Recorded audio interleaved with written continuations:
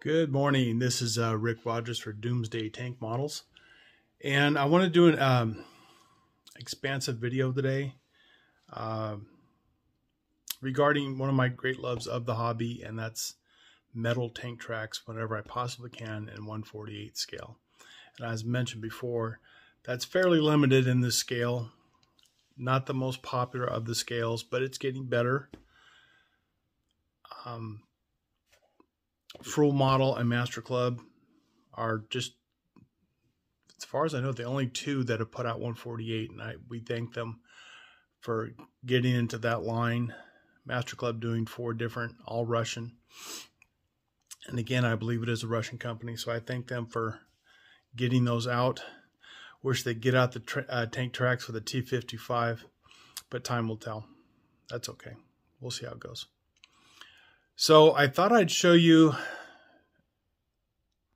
I believe in the one I did for metal tracks, I really didn't go through the tools and stuff I use. I hope this will be helpful. So I'm just going to go a little bit into depth and show you my setup. And let's get this going. Okay, so what I have here is a metal block, and it's to a depth, and I don't know if you can see the edges there. I put some brass tubing in there and hammered it in so it's jammed, and so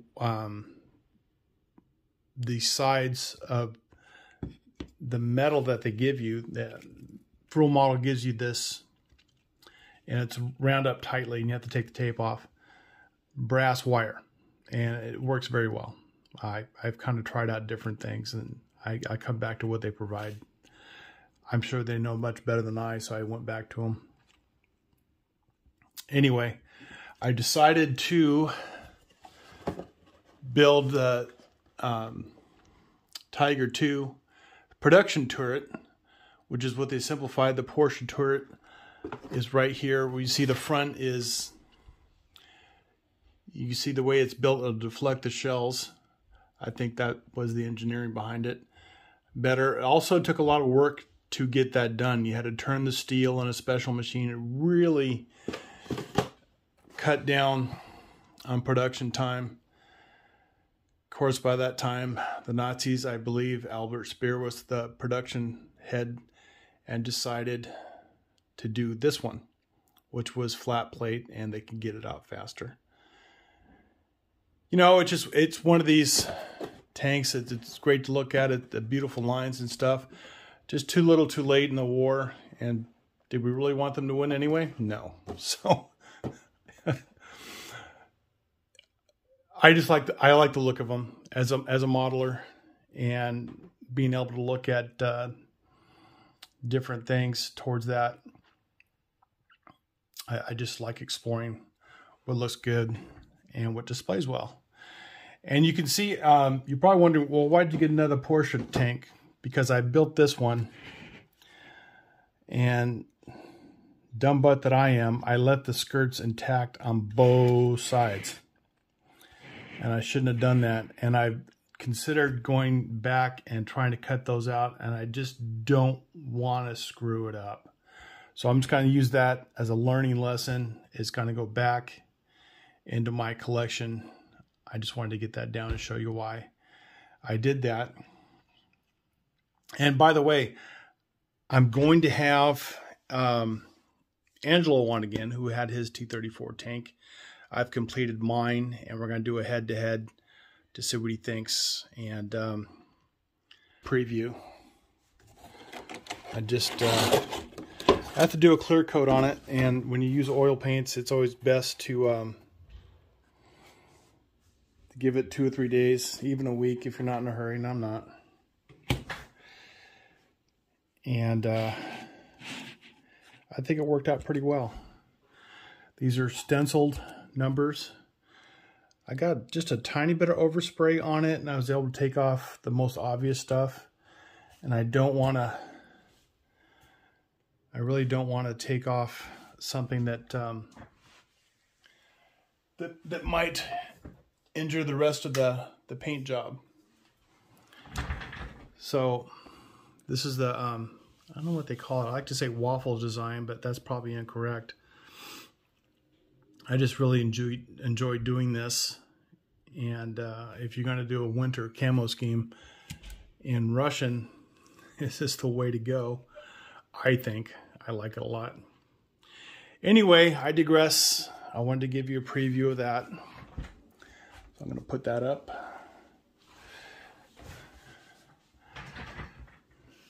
So this is, again, getting back to this is the block that I use for depth.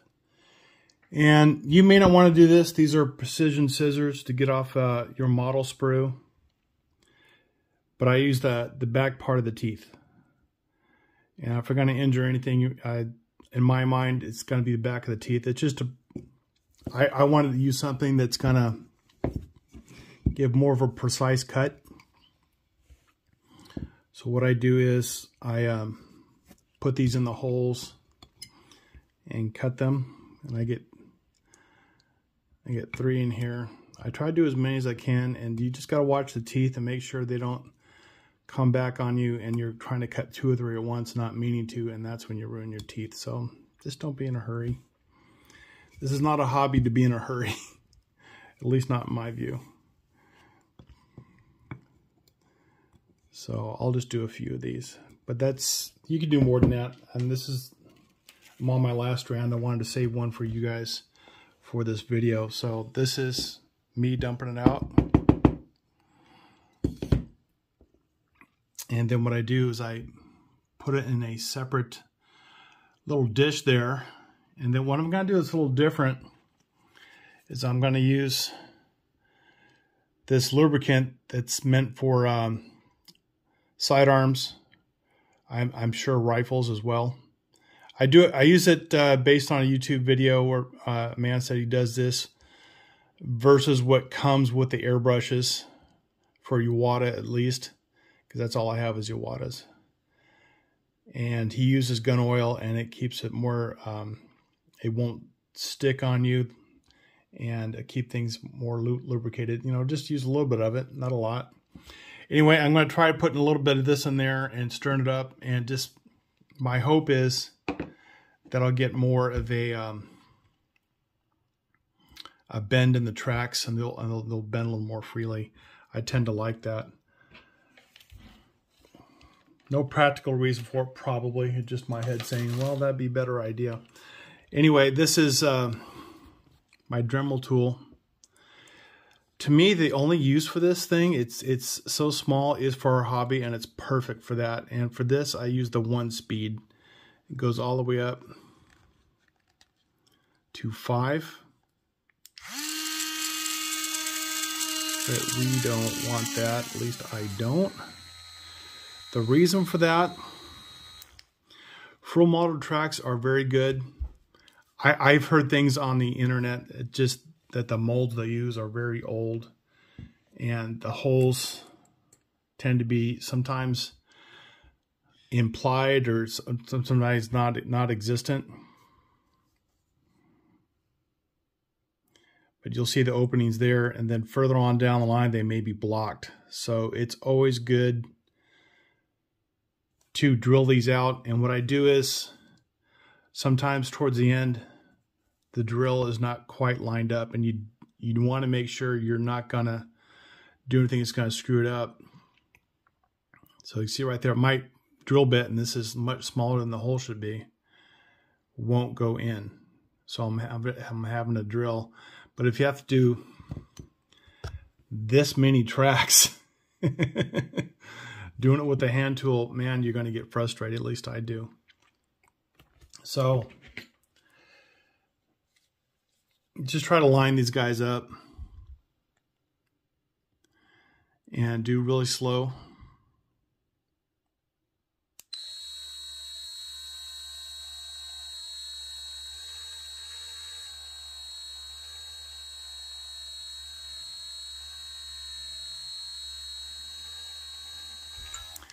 And that's all there is to it. Like I say, please go slow. That is my recommendation. This is a toothbrush, and what it is, it's a child's toothbrush. And the reason I get them is because they're softer. And they're also even bristles, because I don't like the ones they have for adults. Anyway, so this is also something I use. I want to line this up for you guys. I use double-sided padded sticky tape. And this is for Panzer 3, Panzer 4 tracks for Friulmodel. And just kind of line them up and see how it keeps them in line, so you're not chasing them down. And just put them in that way. And you see that there's still some pins out. So what I do is I leave a little room, so I put a tiny bit of glue at the end so they don't fall off. So I leave myself some room, and then after I'm done building and I'm sure of the length that's going on the model, then I cut them to closest to the track as I can, so that it doesn't look weird. So this also what I put them in. These are all have not been worked on yet. 2 different tracks, you put them together. I'll work on one, get them all done, and put them in the empty container and just switch them all to the right. That way I could just build. I think the manufacturer approach to this is best. Whatever you like to do, of course, is up to you. But I'm going to continue to do it this way because I enjoy the hobby so much. These are my tools: hand drill, X-Acto knife, toothbrush I showed you. These are meant for decals. I think they come from Tamiya. And they hold very well, and they're not magnetic. And I found, this is a find. I found these set of tools in, I think, Michael's, in their beaded section for that hobby. This is a normal one, and these are the smaller ones. And I have them lined up over here. And just a selection of small ones, so it's a total of 6.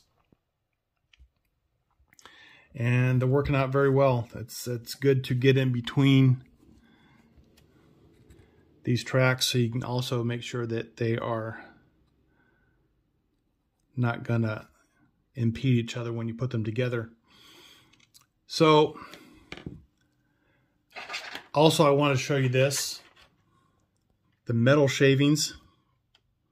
Don't want to breathe those in. Really don't. So since I like to breathe, this is left over from the pandemic, and that way they can't get at you. You can breathe out the bottom and have plenty of oxygen we need to breathe. So anyway, that's a little bit more in depth, the tools that I use and whatnot. I want to thank everybody also for watching. Before I started this, I was at 252 for subscribers, so thank you very much. If you like the videos you see, you come upon my channel, please like and subscribe. And it really helps me grow the channel, lets me do different things, and I really appreciate you guys.